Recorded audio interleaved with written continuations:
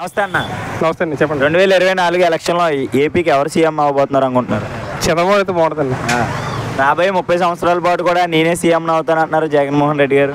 ఆయన అయితే రాడండి, రానకు అవకాశం లేదు. ఇంకా నెక్స్ట్ ఒక రోడ్డు కూడా వేసాడు ఎక్కడ. అభివృద్ధి జరిగిందా ఏపీలో? నువ్వు బండి తోలుతున్నావు, కారుందా నీకు? ఉందా? ఎక్కడ కుదర పడదా? యాక్షన్ లేదు. నాకైతే ఇది జగన్ గడి ఎక్కినతో 4 యాక్షన్లు అయ్యాయి. అభివృద్ధి జరగలేదు అంటారు ఏపీలో? అభివృద్ధి జరుగుతుంది. ఏదో అమ్మఒడి నాన్నఒడి ఇవన్నీ వేసేస్తాడు తప్ప ఈ రోడ్లకి వీళ్ళకి ఖర్చు పెడతాడు. సుఖమేంటి? జనాలు ఇబ్బంది పెట్టి ఆడికి 2 సంవత్సరాలు ఇసుక ఆపేసాడు. మా పనులు ఎక్కడ పోయి. అవునా కదా? ఇప్పుడు ఈ చంద్రబాబు నాయుడు గారు అరెస్ట్పై మీ అభిప్రాయం? చంద్రబాబు నాయుడు అరెస్ట్ అంటే ఈడే అరెస్ట్ చేయడం నేను అనుకుంటున్నాను. మరి జగన్ గారు అరెస్ట్ చేయడం అనుకుంటున్నాం. మరి అది ఎంతవరకు నిజమనేది మాకు బుద్ధి తెలదు. అంటే అంత బుర్ర పెట్టలేదు అంతే. నారా లోకేష్ గారు సీఎం అయ్యే అవకాశాలు ఉన్నాయా? అవుతారు.